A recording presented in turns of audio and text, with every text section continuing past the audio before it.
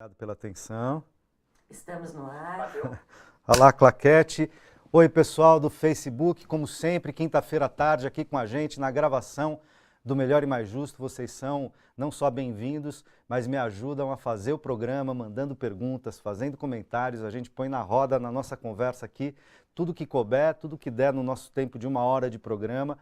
E você ajuda a gente também a fazer o programa compartilhando, chamando os amigos, avisando o pessoal que quem não pode assistir a gravação agora à tarde, no Facebook, ao vivo, ou no YouTube, assiste na televisão aberta hoje, às 22 horas, o programa. Televisão aberta, TVT 44.1 TV digital.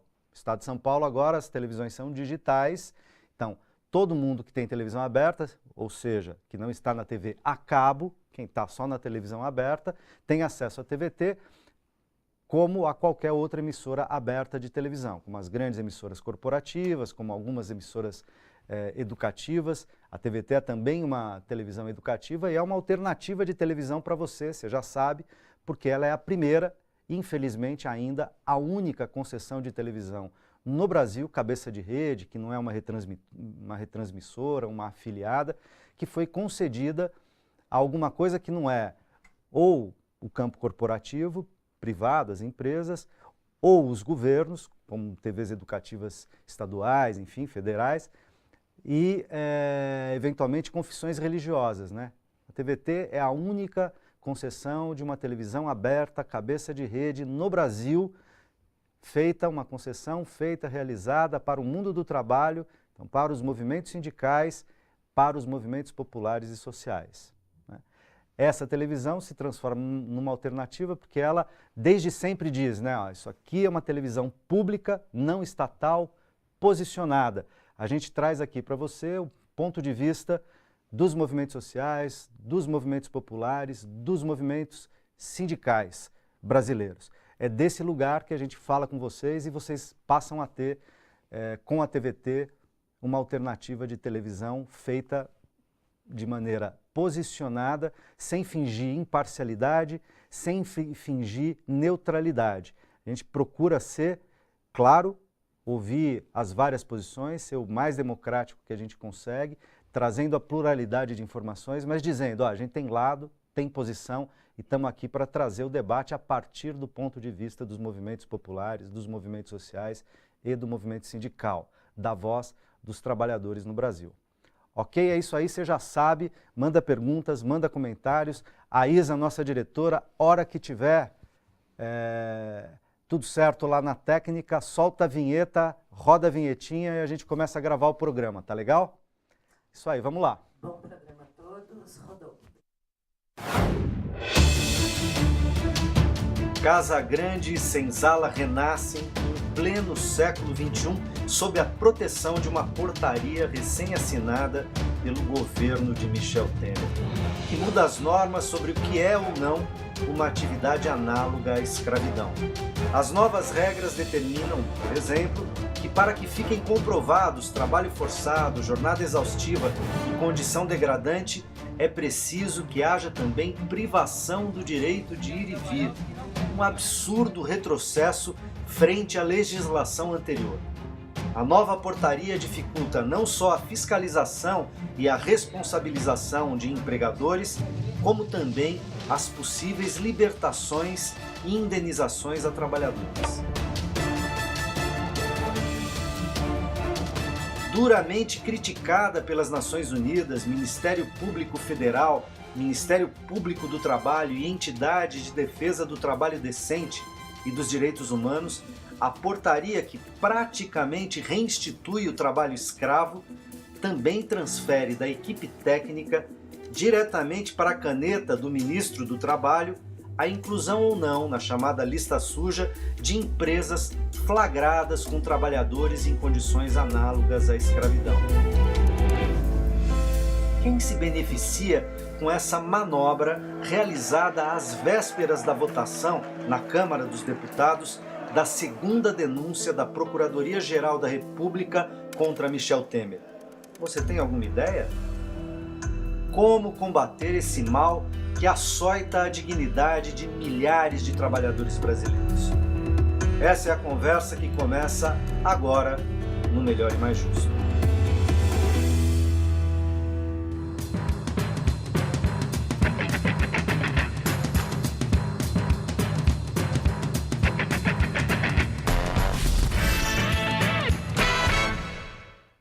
Olá, bem-vindo ao Melhor e Mais Justo.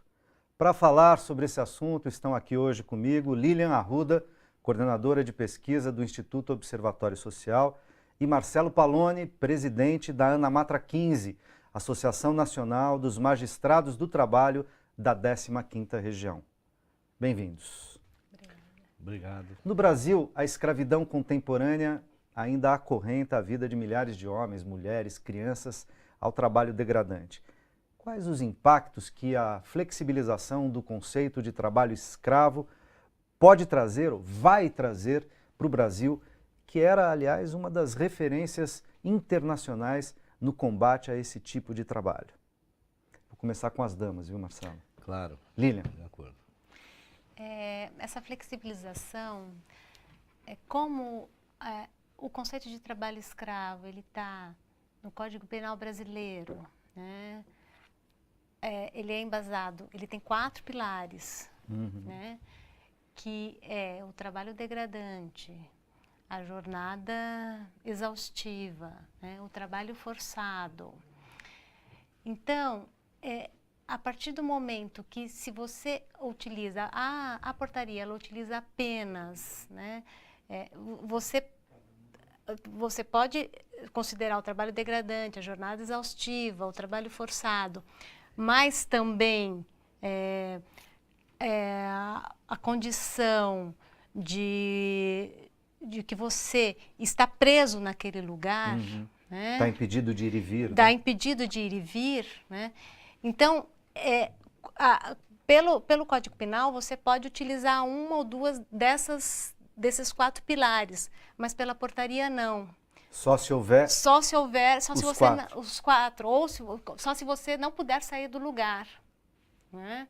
Que é considerado trabalho escravo. Agora, a gente sabe que tem certas situações que muitas vezes o trabalhador ele está nessas condições, não há uma pessoa ali, por exemplo, com uma arma ou com alguma impedindo ele de sair dali, mas ele não consegue sair dali. Ou ele está muito longe, ou ele está a 200, 300, 500 quilômetros de um local, de qualquer lugar. Né? Ele está com... Ou ele não tem condições mesmo de sair dali, ou ele se sente numa situação que ele adquiriu uma dívida ali, ele está endividado para com o patrão, é uma dívida entre aspas. Então, ele se sente na situação, tem casos assim, né? Então tem relatos de fiscais do trabalho que falam isso, que eles vão libertar aquela pessoa, mas ela fala, não, mas eu tenho uma dívida com a pessoa que está me empregando, então eu não posso sair daqui. Né? Ou tem casos assim, também na cidade de São Paulo, né? Eu escutei um relato de uma pessoa que, numa oficina na cidade de São Paulo, com trabalhadores e trabalhadoras bolivianos trabalhando ali, não existia absolutamente ninguém ali cerceando deles irem embora ou não, trabalhando várias horas por dia, em condições horríveis, a família morando junto com as pessoas ali, né, com o bebê andando, bebê de 1 ano engatinhando no meio das máquinas de costura. Aí, mas por que você não sai daqui? Eu não tenho condições de sair daqui. Né? Eu não tenho para onde ir. Né? Eu não tenho condições, eu não tenho dinheiro, eu tenho que ficar aqui. Né? Então, aqui essa portaria, ela utiliza um conceito de trabalho escravo que é do século XIX, quando existia o trabalho escravo de direito no Brasil. Né?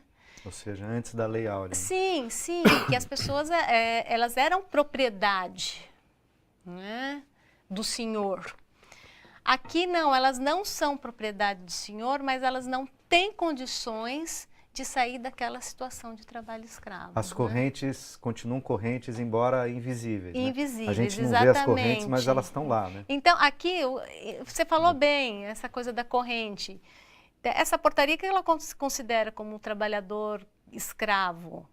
Aquele que tem corrente. E a gente está num outro momento que é a escravidão contemporânea, que não existe essa corrente física, mas existe outros tipos de corrente que ele não consegue sair daquele De lugar. coação, constrangimento, de coação, enfim. constrangimento. Marcelo, entra na conversa, bem-vindo. Bem, Queria ouvir também tua análise de o que é isso, porque é algo inominável que talvez alguns meses atrás a gente não imaginasse que pudesse voltar a nos assolar de um lado, e ao mesmo tempo isso terá consequências se for adiante. O que é isso e que consequências isso trará, que feridas isso produzirá num Brasil já tão ferido, né? muito bem. Boa tarde, eu agradeço o convite, Tuto, a Lilian pelo prazer da companhia. Realmente, como disse a Lilian, né? É um grande retrocesso, né, na conceituação do trabalho escravo. Essa portaria, para início de conversa, é absolutamente ilegal, porque, como bem dito pela Lilian, ela contraria a tipificação, o conceito que o Código Penal estabelece para o trabalho escravo. Em boa hora, viu, Tuto, ela foi suspensa pela ministra Rosa Weber. E lá em Pirituba nós falamos Rosa Weber, desculpe, viu, eu estou brincando. Rosa Weber, né? E a decisão da ministra, eu creio que, sem nenhuma demagogia da minha parte, eu creio que ela foi muito feliz, porque ela esmiuçou exatamente todas essas ilegalidades e essas... Eu não vou nem levar o discurso, vou deixar o discurso no lado jurídico para não parecer, porque sendo juiz, não estou entrando na questão política. A ilegalidade da portaria é manifesta. Esses requisitos da conceituação do trabalho escravo, já alinhados pela Lilian, eles, isoladamente ocorrendo, um deles apenas, já estaria tipificado o trabalho escravo. A portaria começa a conjugá-los de maneira que precisa acontecer um ou dois ou até três ao mesmo tempo para que o trabalho escravo seja caracterizado. E isso é muito difícil, né? E além de trazer condicionantes para caracterizar, ou seja, para o fiscal do trabalho e lá o auditor fiscal e poder autuar o empregador que abusa dessa forma do seu trabalhador, essas condicionantes não acontecem ao mesmo tempo. E é muito difícil que ocorram duas, três ao mesmo tempo. Por exemplo, a questão do cerceamento ao uso dos meios de transporte para a livre locomoção do trabalhador. Eles condicionam isso ao isolamento geográfico da região onde ocorre o trabalho. Isso pode ou não ocorrer. Foi exemplificado aqui trabalhos de bolivianos aqui em São Paulo, no Bom Retiro, no Bom Retiro, salvo engano, que não tem nada de isolamento geográfico. No entanto, estavam lá numa casa lá, numa condição subhumana de sobrevida, que não é de vida, é de sobrevida, vivendo dezenas, não sei, vários, não lembro, não saberia dar dados exatos, mas numa condição subhumana, nenhuma higiene, nenhuma possibilidade de vida digna, de condições de descanso, né? Sanitários, né? E não estavam em nenhum isolamento geográfico, né? Isso, portanto, ele afronta, ele ofende a dignidade do ser humano, a dignidade humana, que é a razão de existência da vedação ao trabalho escravo. Isso vem já de mais de século. O Brasil vem caminhando, né? Com vagar, porque são décadas caminhando no sentido de extirpar essa chaga da nossa sociedade, o trabalho forçado, o trabalho em condição análoga à servidão, à escravidão, desde pelo menos 1930, né? Com a portaria 29. E teve, como você bem disse, Tuto, um avanço importante, reconhecido mundialmente até, no combate a essa situação degradante, né? Embora tenha sido condenado também, foi o primeiro país condenado pela Corte Interamericana de Direitos Humanos por trabalho em condição análoga de escravo, no caso da fazenda Brasil Verde, se eu não me engano o nome, né? Mas, de qualquer forma, essas medidas que vinham sendo adotadas, essa tipificação nova no Código Penal, as portarias anteriores a essa, que foram por essa revogada do Ministério do Trabalho, que permitiam a fiscalização do trabalho, uma atuação mais incisiva na prevenção e no combate, foram reconhecidas mundialmente como ações dignas de elogio pela comunidade internacional, o que é bom para as empresas brasileiras. Empresas que exportam, empresas que são muitas, empresas idôneas, bem intencionadas que exportam, necessitam dessa imagem de que aqui no Brasil praticamos o trabalho digno, que cuidamos do meio ambiente. Muitos países estão exigindo esse selo verde, como se diz, né? E também a condição de trabalho digna do ser humano, porque senão se pratica um dumping social. Não é? Quer dizer, você tem um custo inferior aí do seu produto para ser exportado à custa de uma exploração desumana de quem presta serviço aqui para nós. Agora, Marcelo, ontem mesmo a mídia estava dizendo que apesar do parecer, enfim, da posição da ministra Rosa Weber, o governo Temer teria sugerido que implementaria a medida mesmo com a posição da ministra. É possível? Ele poderia fazer isso? Espero que isso não ocorra. Não, juridicamente não é possível. Estamos sob a égide de uma ordem judicial, né, prolatada por um juiz competente, independente da hierarquia, não é por ser a ministra Rosa Weber, por ser uma ministra da Corte Suprema. É o juiz competente, né? O juiz, quando tem competência, não importa. Competência seria o poder de julgar, né? A primeira instância, a segunda instância. No caso, a competência direta aí foi da ministra por ter sido uma arguição de descumprimento de preceito fundamental. Quer dizer, um nome extenso aí, mas é um remédio jurídico que ele é ajuizado diretamente no Supremo Tribunal Federal. Competência inicial, originária, é lá. Portanto, facilitando aí a resposta, simplificando. Não é possível juridicamente. Esperamos que isso não possa ocorrer. Não sei qual seria, porque seria uma desobediência, não só civil, mas seria, na verdade, derruir, de acabar de vez com o respeito aos poderes constituídos, né, Tuto? Bom, talvez quero crer que isso não ocorra. Tenha sido só um blefe, porque tinha a votação ontem da denúncia e tal, e parece que esse foi um dos... a portaria era uma das faturas a ser pagas pelo governo Temer, para não correr a denúncia, e dizer que talvez implementasse assim, talvez era para garantir que a bancada do agronegócio votasse fortemente. Mas li alguma coisa nos sites de internet, sim. Inclusive, eu li, não estou falando que proferiu essa frase ou não, mas li que talvez o próprio ministro do Trabalho teria dito que será implementado. Não sei se isso aconteceu. O que eu posso lhe dizer, na condição de quem trabalha no judiciário, é que nós esperamos que o Estado de Direito se mantenha, né? Porque, do contrário, como vamos exigir aí da população, de cada um de nós, ou do cidadão comum, quando eu digo cidadão comum, aquele que, todos nós, na verdade, né? Que compramos a lei, né? Não vejo, mas talvez não devesse falar o que eu vou falar, mas, como diz a comediante lá, vou falar. Nada mais nos surpreende, viu, Tuto? Mas eu espero que isso não aconteça, com honestidade de coração. Lilian, tem pergunta já de internautas, vou botar na roda aqui, da Alexandra Espíndola. Ela pergunta, as grandes empresas que mantêm trabalho escravo só levam multa? Há outras punições para esse crime? Tem a expropriação também, para quando é descoberto o trabalho escravo.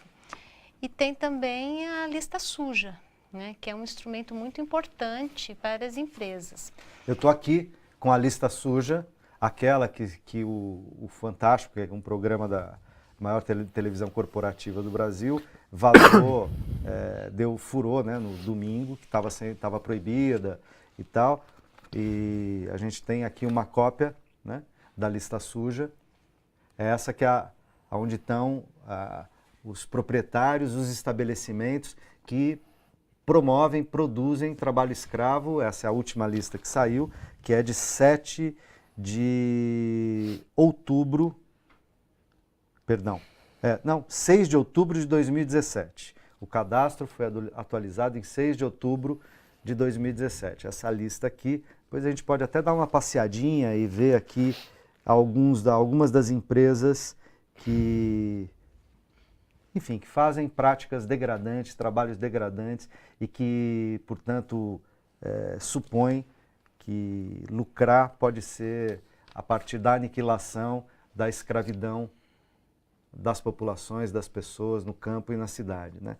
Então, é importante que a gente saiba, porque esse tipo de empresa, esse tipo de empregador tem que ser desmotivado e tem que ser banido do nosso convívio, né? Quer dizer, não pode conviver com gente e com empresas dessa natureza aqui, né? Então, Lilian, desculpa te interromper. A expropriação é emenda constitucional. Se o doutor Marcelo conseguir lembrar um número... Desculpe, não me lembro. Não me lembro. Mas... E a lista suja, ela é um instrumento administrativo e ela é muito importante. Bom, o governo Temer, ele tem meio que sonegado essa lista suja, né? E ele ficou um tempo aí sem publicar a lista suja, precisou então uma decisão do Supremo para que ele publicasse essa lista suja, né? A portaria, ela tinha um dispositivo, a portaria que restitui, reinstaura o trabalho escravo. Que reinstaura o trabalho, dispositivo que a lista suja ela passaria pela mão do ministro, o que é um absurdo também, porque ela é um instrumento administrativo feita pela Secretaria de Inspeção do Trabalho, pela CIT, e um instrumento muito interessante, né? Então, as pessoas, as empresas ou pessoas físicas que estão na lista suja, elas não têm o direito de, por exemplo, pegar um empréstimo no banco público, né? Ela é também um instrumento muito interessante para as próprias empresas monitorarem a sua cadeia. Então, por exemplo, a gente faz parte, o Observatório Social, enquanto uma entidade da Central Única dos Trabalhadores, a gente faz parte de uma iniciativa que chama...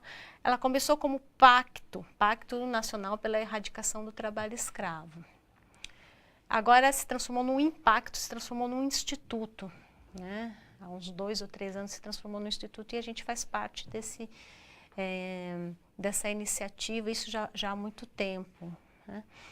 Então, muitas empresas, quando elas vão fazer as compras dela, todos os dias, por exemplo, tem aquelas compras, ou é uma empresa, um frigorífico grande, que compra carnes todos os dias, elas usam a lista suja, todos os dias. Porque a lista suja, agora eu não sei como é que está isso, francamente, né? Mas nos governos anteriores, ela era atualizada, publicada de 6 em 6 meses, mas a atualização ela pode ser diária, né? Então, essas empresas, elas verificam, antes de fazer as suas compras, elas verificam todos os dias a lista suja. Então, é uma segurança para as próprias empresas, né? Então, olha, esse CPF não vai dar, ou esse CNPJ não vai dar, então a gente não vai comprar. Isso é um cuidado. Não vou vincular o meu nome ao nome de quem produz trabalho escravo. Que a própria empresa faz, né? Então, além dela ser um instrumento de punição, ok, ela é um instrumento administrativo também que é importante para a própria empresa monitorar a sua cadeia. Claro. Né? Tem mais perguntas aqui. Ana Sônia pergunta: a retirada dos direitos trabalhistas por meio da reforma trabalhista vai gerar mais trabalho escravo? Quem vai evitar isso? Quer dizer, a gente sabe que a reforma trabalhista, que entra em vigor já, né, nos próximos dias, em novembro, ela institui coisas como trabalho intermitente, ela institui possibilidades de terceirização das atividades fins ilimitada, né? A gente tem visto já, quando o governo tenta anunciar algum tipo de retomada da economia e tal, ele tem falado em geração de empregos. Grande parte dos empregos, entre aspas, estão sendo gerados, são empregos na informalidade, não são empregos de carteira assinada. Isso, em geral, o governo atual não diz, né, mas é isso que está acontecendo efetivamente. Então, o número de empregos que tem sido gerados é minúsculo, ele tende a 0, 30 mil, 18 mil no mês e tal, que é para um país que gerou até poucos anos atrás 20 milhões de empregos. Você falar em 10 mil empregos num país desse tamanho, 20 mil empregos num mês é nada, e grande parte desse 2/3, às vezes 70% desses empregos são informais, sem carteira assinada. Quer dizer, a degradação da qualidade do emprego, das possibilidades da formalização do emprego, podem acabar fazendo com que o trabalhador seja levado, né, a ter que procurar emprego com certos empregadores que podem ser uma armadilha? Quer dizer, de maneira indireta, fazer uma reforma trabalhista que revoga direitos e proteção ao trabalho pode acabar ajudando a fomentar trabalhos em condições análogas à da escravidão? Eu creio que sim. Ninguém está afirmando, nem estamos aqui vaticinando, né? Profetizando, mas vamos abordar de início a terceirização, a liberação da terceirização.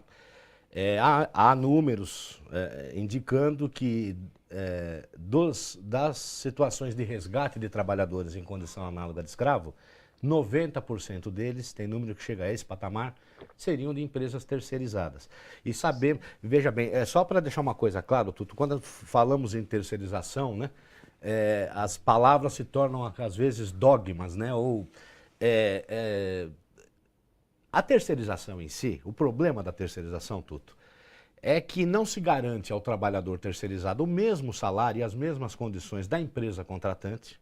Do contratante original. Original. Então, um banco, se contratar alguém por uma empresa, não estou aqui defendendo a terceirização ou atacando, estou analisando. Constatando como é que ela fazendo funciona. um exercício, porque fala, não, mas a Justiça do Trabalho é contra a terceirização. Não, a Justiça do Trabalho é contra o que nós vemos em audiência todos os dias, que é grande parte de empresas terceirizadas, como se diz, empresas que prestam serviço a outras, que simplesmente desaparecem e não pagam as verbas rescisórias. Não estamos falando aqui de dano moral, tem pedido de dano moral, mas não é isso.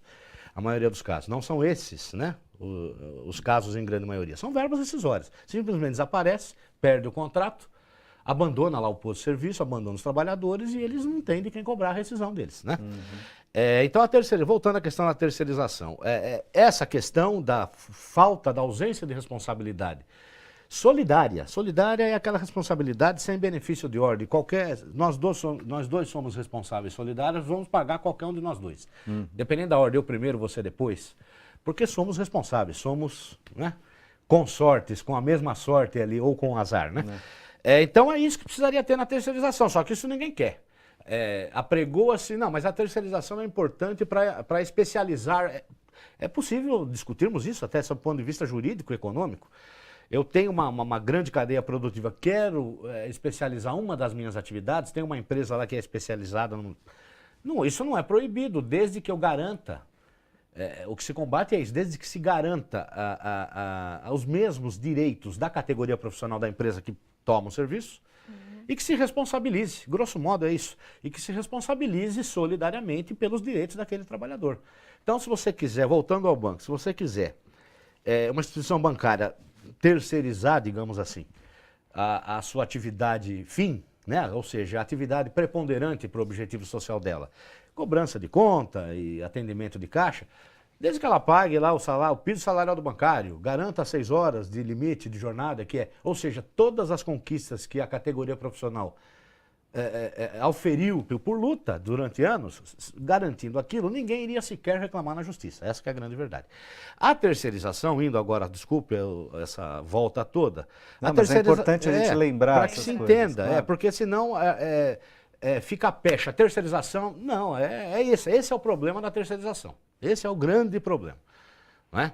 E juridicamente isso, por normas constitucionais, isso não é aceitável. Há direitos mínimos ali no artigo 7º da Constituição, porque agora, eu acho que vocês têm conhecimento, houve um grande encontro aí de juízes, advogados, procuradores, fiscais do trabalho, professores da área jurídica, a segunda jornada da ANAMATA, onde se discutiu a reforma. Ninguém disse ali que vai descumprir a lei. Agora já estão querendo extinguir a Justiça do Trabalho por isso, né? Se eu tiver oportunidade, falo disso depois, se você me der oportunidade. Claro, mas o que se discute na Justiça do Trabalho é isso, os preceitos constitucionais. Qualquer lei inferior, ou portaria, que é menor do que lei ainda, tem que ter amparo ou não pode contrariar a Constituição. Então, é disso que estamos falando. Com relação à terceirização, facilita-se sim, e no meu modo de ver, a permissão de se submeter o trabalhador à condição análoga do escravo, porque aí eu passo o problema para outro. Eu tenho lá, digamos, uma fazenda, não vou citar a cultura aqui para não parecer que a gente está perseguindo este ou aquele tipo de, né? Uma fazenda lá de uma cultura agrícola qualquer, o que se faz para colher, para plantar, contrata-se o famigerado gato, né? Que se costuma falar. Eu pego, na verdade, às vezes é um dos trabalhadores rurais ali mais esclarecido ou mais espertos, digamos assim, seduz-se, né? Tenta-se seduzir aquele cidadão a regimentar lá um pessoal. A virar um intermediário. Que é mas então ele passa a ser vendido, digamos assim, faça-se dizer no meio ali que ele é o patrão, mas na verdade ele não tem potência econômica nenhuma para ser patrão, ele é um trabalhador. Ele é um preposto do fazendeiro. Então, esse tipo de terceirização facilita muito a servidão do trabalhador, porque a responsabilidade acaba não sendo minha. Não, eu não tenho nada com isso, quem contratou foi o cidadão fulano de tal, não é?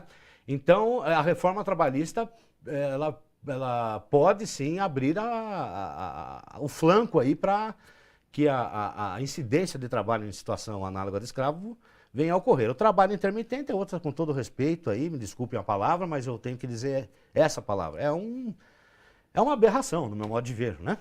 Porque você coloca o trabalhador numa situação de que ele tem que ficar à disposição, praticamente, do empregador, aguardando que o chame para trabalhar, né? Ah, não, mas se ele não chamou, ele pode trabalhar em outro lugar. Mas como é que você fica? Então, imagine você, Latuto, você tem um contrato de emprego, pior não, ou melhor, não sei se é pior ou melhor. Você vai ter um contrato de emprego com isso. Então, vão poder usar esse argumento de que o desemprego diminuiu. Isso, para mim, seria um subemprego. Então, você tem um contrato lá com um buffet, digamos assim, que trabalha em finais de semana. Isso acontece, isso não tem nada de errado, não tem nenhum crime nisso. Mas aí você tem que esperar o empregador lá te chamar para você saber se vai trabalhar ou não. Então você fica aguardando ali, né? Ele te chama com 3 dias de antecedência. Se ele não te chamar, você não vai ganhar. Aí você vai fazer o quê? Se ele te chamar... Você é obrigado a ir. Você não é obrigado a ir, mas você teria que recusar. Se você disser que vai e não for sem justificativa, a lei diz que é injustificadamente. O que é justificadamente ou não, teríamos que ver. Você é que paga, você trabalhador é que pagaria 50% de multa do valor daqueles dias que você deixou de ir. Ou seja, dependendo das circunstâncias, você pode ficar à disposição com um contrato formal e ao fim do mês de trabalho pagar para o seu empregador. Isso é possível. Claro, nós estamos indo no extremo, mas é possível.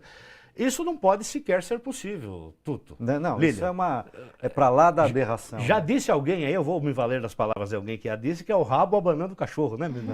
Desculpe a falta de originalidade, mas esse é o caso do rabo abanando o cachorro. A gente está invertendo completamente, né? Então, e outra, só para deixar bem claro, esse trabalho parcial já é possível, já de algum tempo, mesmo antes do próprio Instituto do Trabalho Parcial, você pode contratar o trabalhador por hora, por dia, você pode até pagar o salário mínimo por hora. Então, se o cidadão trabalhar 4 horas por dia, ele pode ganhar metade de 937, né, que é o salário mínimo. Desde que contrato, olha, são essas 4 horas. A própria lei do salário mínimo, isso há uma discussão na jurisprudência, mas a maioria dos juízes entende que é possível pagar. Divide lá o salário mensal pela quantidade de horas mensais, salário por hora, você paga as horas trabalhadas. Só que nas outras 4 horas, ele está livre. Ele pode arrumar outro emprego, ele pode fazer uma faculdade, aí sim ele pode. E outra, aquelas 4 horas contratadas, ele vai ganhar. Se ele chegar lá no suposto buffet, olha, hoje não tem trabalho. Bom, mas eu estou à disposição, meu salário é devido. Tá. Até porque... Tá garantido. Garantido. Ele precisa programar, ele precisa saber se vai conseguir pagar a conta. Ele precisa, não é? Não, a gente está vendo... A gente está vendo, eu preciso fazer o nosso intervalo, porque a gente já estourou o tempo para variar.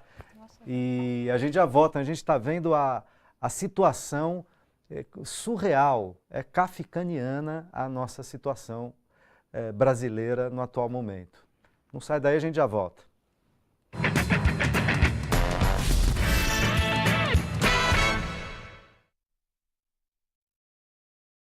Obrigado, pessoal aí do Facebook. Podem mandar mais perguntas. Eu ainda tenho perguntas para fazer. Abrirei o segundo bloco e as colocarei rapidamente na conversa aqui. Compartilhem aí, avisa o pessoal que não pode assistir o programa, a gravação do programa agora à tarde, que o programa vai ao ar à noite, 22 horas, TVT, TV Digital 44.1, ok?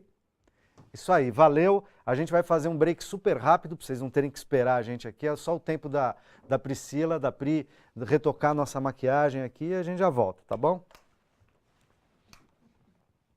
Vai lá, Pri. Vai ficar feliz, falou meu nome. Vai ficar feliz? Vai. Então tá bom. Aí a frase que me veio foi o Alba abanando o cachorro, desculpe, é a falta de originalidade. Tá tudo certo, é isso mesmo. Bom, a gente tá pronto, vamos voltar rapidinho e...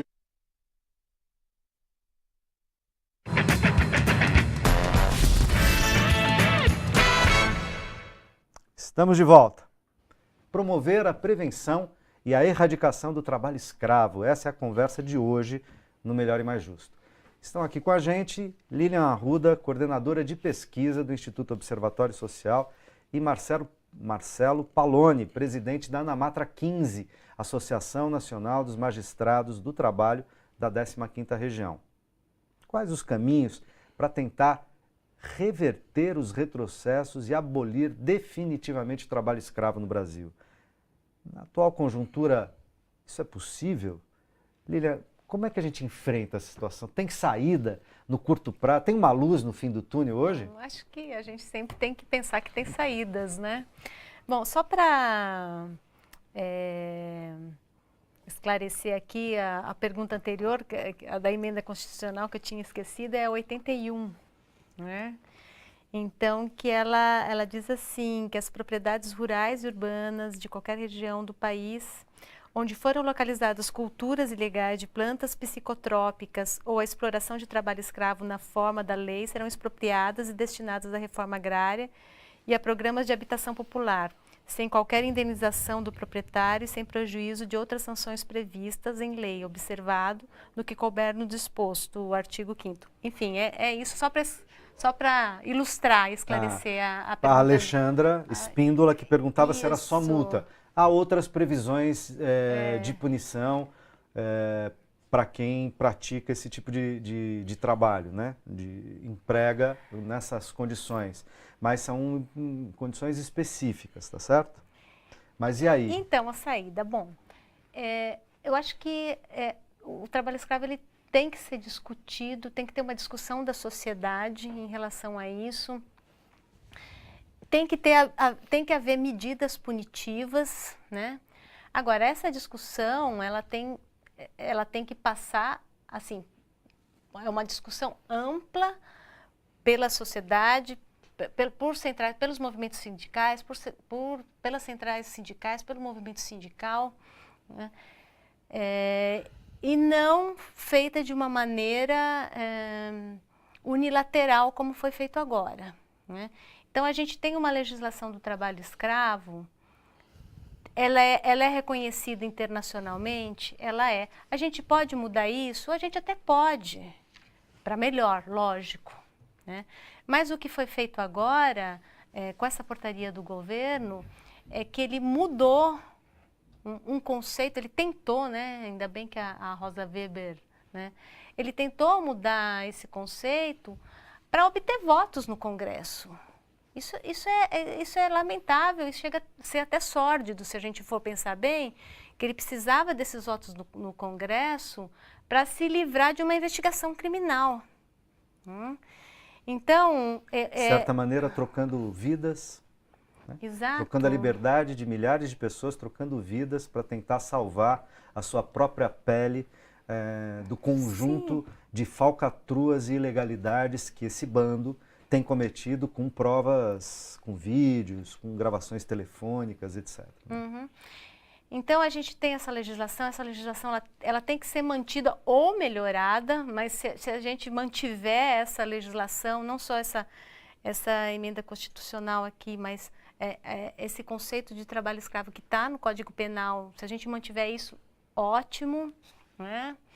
Outra coisa é a fiscalização que tem sido feita, né, que são os grupos móveis, né, que começaram em 1995, foi no governo Fernando Henrique Cardoso que isso começou, isso foi aprofundado nos outros governos ainda, e se tornou uma política de Estado, né? Então, o que se tornou uma política de Estado? Os grupos móveis, O que são os grupos móveis? São os grupos de fiscalização que vão até as fazendas, que vão até, né, do Ministério do Trabalho. Né? Então, os grupos móveis eles são muito importantes para combater o trabalho escravo. Então, os grupos móveis, a lista suja e mais esse conceito de trabalho escravo são medidas que formam uma política de Estado e que ela foi continuada foi Fernando Henrique, governo Lula e governo Dilma, com todas as precariedades que tiveram esses governos no quesito fiscalização, com todos os problemas, mas se criou aqui uma política de Estado que não foi barrada por nenhum governo, ela foi barrada agora. Por um governo de plantão que não Exato. foi eleito, que não recebeu nenhum voto, que rasgou o programa da chapa na qual foi eleito, tá certo? O Brasil está difícil, né? E isso é reconhecido internacionalmente, né? A gente tem uma experiência aí que é de monitoramento de trabalho escravo e tudo mais. E, bom, as empresas de países da União Europeia, para elas é muito importante saber se elas têm na sua cadeia empresas brasileiras, né? É muito importante para elas saberem se há ou não trabalho escravo nessa cadeia, para fazer as suas compras no Brasil. Né? Eu estou aqui, estava dando uma olhada nessa longa lista da lista suja, né, de empresas e empregadores que praticam trabalho escravo, me sopraram aqui no ponto, para dar uma olhadinha aqui na página 4, no quarto item. Não, eu vou repetir o Marcelo aqui, não me surpreende, mas é a JBS. Olha que beleza. A JBS Aves, LTDA, cujo CNPJ é 0819996/0057-72, né? E que o estabelecimento Apanha de Aves fica na Estrada Geral, Antas Gordas, Vidal Ramos, Santa Catarina, né? E ela foi pega escravizando 9 trabalhadores. Só esta empresa da JBS, né? E a decisão administrativa foi proferida em 29/6/2015, quer dizer, há 2 anos atrás. Não estamos falando de 30 anos atrás, 2 anos atrás, agora, né? Então, até as grandes empresas nacionais, essa, por exemplo, e coincidentemente envolvida, né, nos escândalos de corrupção, nos escândalos de formação de quadrilha criminosa com o Executivo Federal, né, essa também, de quebra, pratica trabalho escravo. É uma coisa surreal, né? Surreal que aconteça numa das maiores economias do mundo, no século XXI, certo? E depois de quase 30 anos de um processo de redemocratização imperfeito, feito por cima, cheio de problemas, etc., mas que tinha conquistado alguns avanços. A gente volta,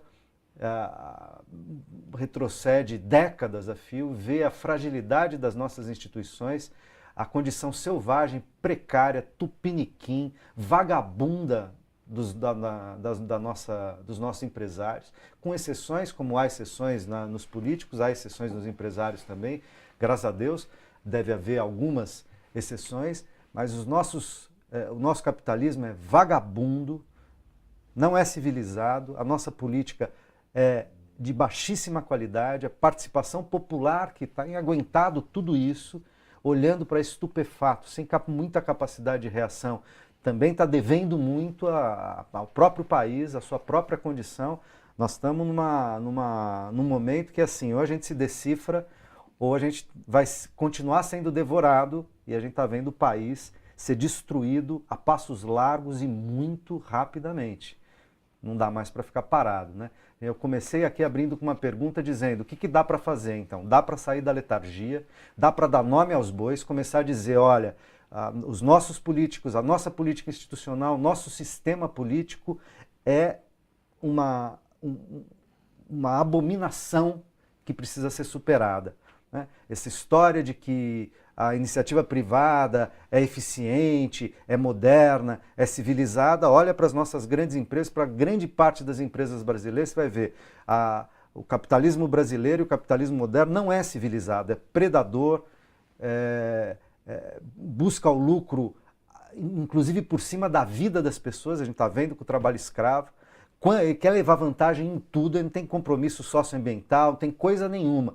Então precisa produzir muita civilização também no campo dos empresários, da iniciativa privada, dos bancos, que estão acabando com o capitalismo financeiro, acabando com as estruturas de poder e das democracias no Ocidente, por exemplo. Então a gente tem que sair da letargia, começar a dar nome aos bois com muita clareza e tomar o destino nas mãos, né? E se o destino do país voltar para as nossas mãos, tiver que enfrentar inclusive o Poder Judiciário, nós temos que enfrentar o Poder Judiciário, o Executivo e o Legislativo. Nós não temos outra saída, ou isso vai se aprofundar. Eu tenho mais perguntas, me desculpem, mas eu tenho ficado indignado demais com essa situação, né? O José Elci, acho que é assim que fala, né, José? Ele diz, só dos latifundiários não quererem a investigação já dá indícios que há trabalho escravo nessas fazendas. É isso mesmo? É, Marcelo? Bom, que há, sem dúvida há, né? Isso tem sido documentado, há vários casos de resgate. De 2005 para cá, em torno de 50 mil trabalhadores foram resgatados pelas forças-tarefas e com apoio do Ministério Público Federal, Ministério Público do Trabalho, Polícia Federal, fiscais do trabalho, né? Então há, isso não tem como negar, sem dúvida há. Isso que se conseguiu resgatar. A fiscalização é deficitária, deficiente no sentido de não ter estrutura, como disse a Lilian. Não se investe a poucos fiscais do trabalho. A atividade preventiva deveria ser... Porque depois que o cidadão vai para a justiça, já teve o direito violado. O juiz pode tentar reparar, deve, né? Proferir lá uma decisão que repare o dano que já foi. Mas o dano já foi feito. Já foi feito e às vezes... A cultura já está instalada muito antes. E às vezes é reparável, Tuto, porque uma situação aí de trabalho degradante, indigno, pode ter uma marca ali na personalidade, no lado psicológico da pessoa, que indelével, que não tira mais, que não é... Dependendo do que a pessoa passa ali, aquilo pode, inclusive, trazer um transtorno ali de natureza psiquiátrica, psicológica. Então, aquilo pode talvez ser reparado financeiramente, mas não resolve. Então, respondendo aí a pergunta, eu também penso assim, se não há o que temer, né, não há por que evitar-se a fiscalização. Alegam alguns, mas tem exagero, teve um local ali que não tinha, isso eu ouvi outro dia numa reportagem que eu não me lembro onde agora, mas porque não tinha a escadinha da cama beliche, pode até acontecer isso, exagero, Tuto, Lilian, o sistema humano de governo, ele é humano, então o juiz é falível, o policial, o fiscal. Claro. Então pode ter ali algum fiscal? Pode, evidente que pode, que tem alguma diferença qualquer com um fazendeiro, isso é possível, eu acho até que acontece. Esse caso da escadinha de subir no beliche pode ter ocorrido, eu não sei se ocorreu, pode. Para isso temos um sistema judicial constituído, então para se inscrever o nome do cidadão na dita lista suja, não é assim, não é o fiscal que vai lá, mas isso tem um processo administrativo que é longo, não é isso, Lilian? Tem. Ele tem que ter uma decisão administrativa que transita em julgado lá, não é tão simples. Ele tem direito de defesa. De defesa ampla e pode depois também ir ao judiciário. Eu já recebi autos de infração, já anulei autos de infração que eu entendi que não eram consistentes, não havia, pelo menos não havia o elemento. Talvez até tivesse ocorrido a situação irregular, mas não foi bem caracterizada. Na dúvida, você tem que decidir em favor de quem está sendo acusado, né? Embora estejamos tratando aqui de direito do trabalho. Então, eu respondendo a pergunta, eu penso assim também. Se não há o que temer, vamos fiscalizar até para que nós não percamos, voltamos a esse assunto, essa boa fama do Brasil, que hoje já não está tanto assim, mas que chegamos a ter. Isso vai ser bom para o bom empresário, para aquele que quer exportar, porque é como a Lilian disse, eles começam, a China melhorou, ainda tem, eu não conheço bem, mas a gente lê alguma coisa, Mas eles avançaram enormemente nessa questão, porque a coisa de 15 anos atrás a situação era terrível lá. Empresas, países começaram a deixar de importar produtos chineses. Né? E nós vemos hoje até a qualidade do produto chinês, mas eu não estou aqui querendo, mas uma comparação no sentido de que isso aí, Tuto, não é para dividir classes, não. Isso é para modernizar o nosso país. Para que tem civilizatório. Civilizatório, é isso, gente. Modernização não é ganhar mais dinheiro, não é aumentar a produtividade para aumentar o lucro de quem já ganha muito. Produzir civilização é melhorar a condição de vida de todo mundo, né? Das pessoas que não isso têm, também né? enriquece, até financeiramente. Não é claro, não de uma maneira que não se divida, mas com todo respeito, eu acho que é absoluta falta de inteligência esse tipo de pensamento predatório mesmo. É um pensamento atrasado. Atrasado, né? porque... Atrasado. Não é? Então... Retrógrado, atrasado, subdesenvolvido de fato, quer dizer, imaginando que você vai tomar vantagem, aniquilando o outro, fazendo do Estado seu refém, fazendo do Estado seu balcão de negócio, seja de maneira patrimonialista ou... como faz hoje o grande capital financeiro, etc., você comprando a estrutura do poder político. Quer dizer, isso joga contra as possibilidades da humanidade naquilo que ela produziu de melhor, né? E não está acontecendo só no Brasil, aliás, é bom que se diga, né? Isso tem sido um movimento nacional e em alguns lugares estão mais intensificados. O Brasil, digamos que junto com um ou outro país, é o lugar onde é um dos lugares onde esse descalabro de retrocessos tem sido mais intenso. Lilian, o Raul Simões pergunta aqui, dias antes da portaria ser publicada, a do trabalho escravo, André Roston, então chefe da divisão de combate ao trabalho escravo, foi demitido, mas deixou pronta essa lista suja, um cadastro, essa que eu mostrei aqui, um cadastro com nomes de 132 empregadores que mantém funcionários em condição análoga à escravidão. Como evitar que essas demissões políticas aconteçam? Como manter transparência nesses cargos internos dos três poderes? Quem dera eu ter tanto poder assim. E a gente ter essas respostas. Não, né? A própria Secretaria de Inspeção do Trabalho, ela deu um parecer contra a portaria, né? Que a portaria ela cometia muitas ilegalidades, né? Mas mesmo assim, né, o tal do Roston, né, foi demitido e a portaria saiu, né? Mas eu acho assim, tem que ter uma pressão. André Roston. Uma pressão da sociedade civil, né, do movimento sindical, dos movimentos sociais, no sentido de não deixar que aconteça esse retrocesso, né? A gente ainda vive, o Dr. Marcelo ele falou muito bem, né, essa coisa do Brasil ser retrógrado, e é uma coisa que a gente não consegue superar, né? Que a gente ainda tem uma organização de sociedade que é escravista. Então, o que é o emprego doméstico, né? O que é a empregada doméstica? É uma herança disso. O que é o porteiro do prédio? Quer dizer, são os trabalhos manuais, que são os trabalhos que não são intelectuais, que é uma determinada camada da população que faz, né? Aquele trabalho braçal, esse trabalho... E a gente não valoriza isso. A gente é uma sociedade que não valoriza o trabalho braçal, e ele é importante também, né?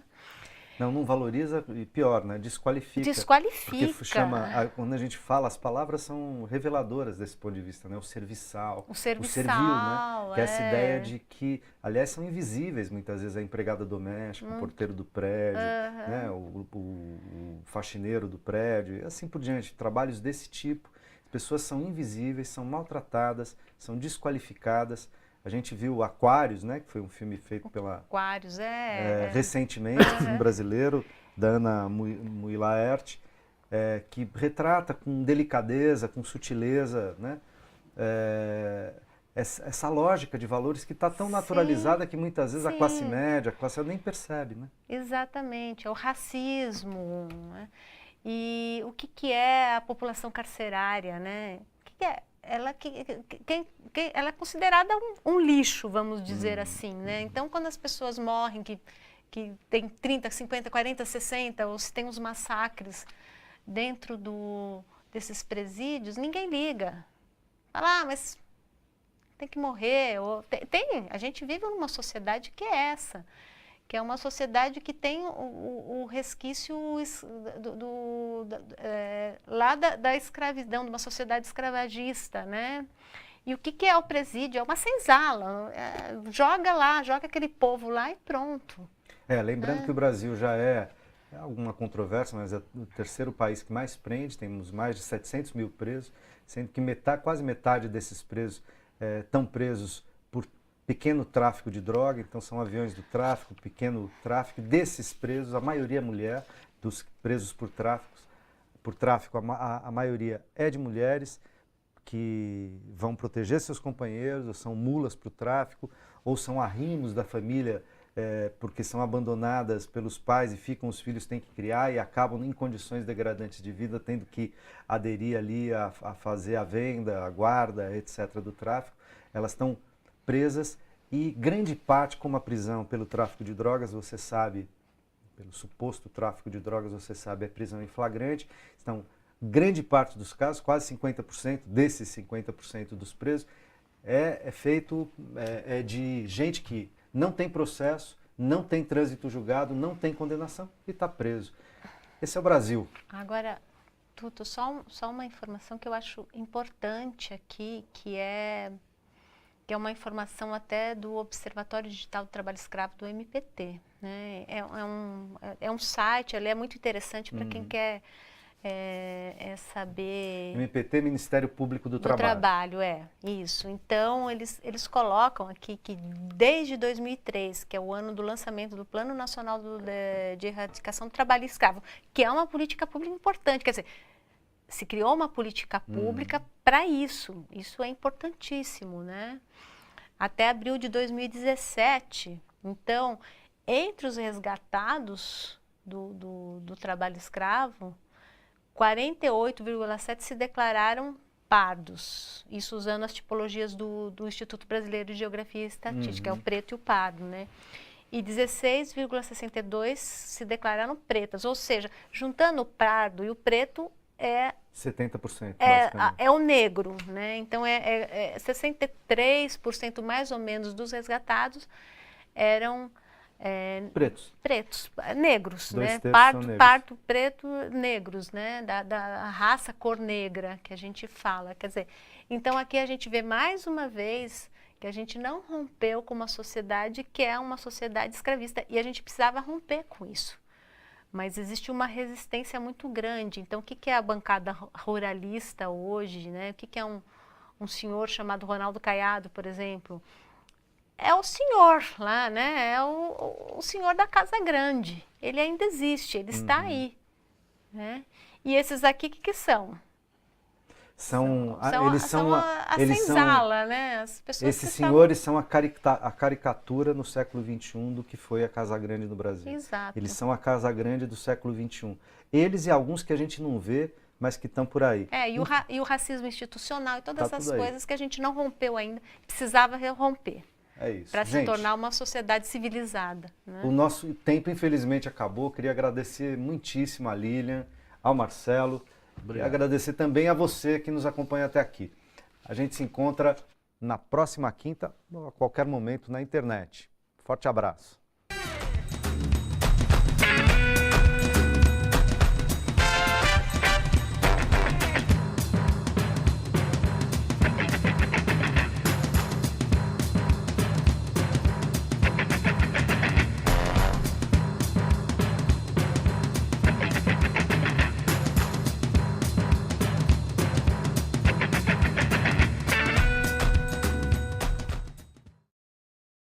Pessoal da internet, valeu, muito obrigado pela companhia, pelas perguntas, sempre muito pertinentes.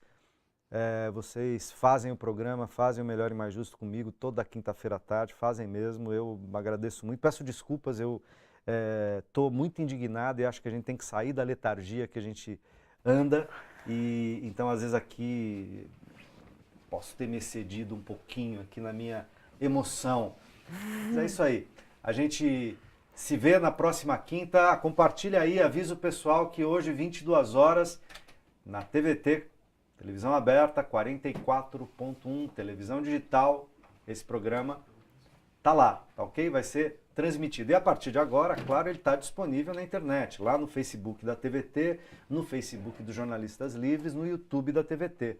Então, quem quiser assistir o programa aí na íntegra, né, com os bastidores, com o making off e tal, que quem está na internet assiste, é só entrar lá no Facebook da TVT, baixar, tá lá, assistir, compartilhar e fazer com que as pessoas tenham acesso ao debate, à informação sobre esses temas muito importantes e que infelizmente são muito cifrados, com abordagens muito seletivas, muito interessadas, né, e pouco honestas, porque as pessoas não dizem quais são os seus interesses, na grande mídia, né? Então na grande mídia você ouve críticas ao trabalho escravo, à portaria e tal, mas você não ouve críticas a quem emprega trabalhadores escravos, porque esses caras são donos dessas empresas de comunicação, são sócios, são parceiros, são anunciantes e assim por diante. Quer dizer, tem um conjunto de interesses ali. Então, a mídia corporativa só pode falar até a página 3. A gente que tem posição está falando desde um ponto de vista das vítimas desse tipo de coisa, então está falando muito fortemente, criticamente contra o estado de coisas, a estrutura que se produziu no Brasil, apesar de alguns avanços de facilidade. A gente naturaliza esse movimento, as próximas gerações vão herdar algo que não será um país. Não sei o que vai ser, mas não será um país. A gente não tem mais nação no Brasil, né?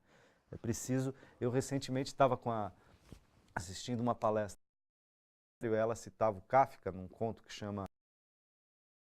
Depois eu vou poder entrar e o guarda...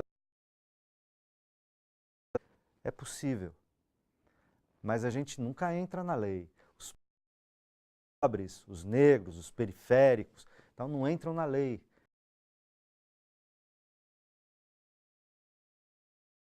Agir a isso. Até quando? Isso aí, gente. A gente se vê na próxima quinta. Um abraço.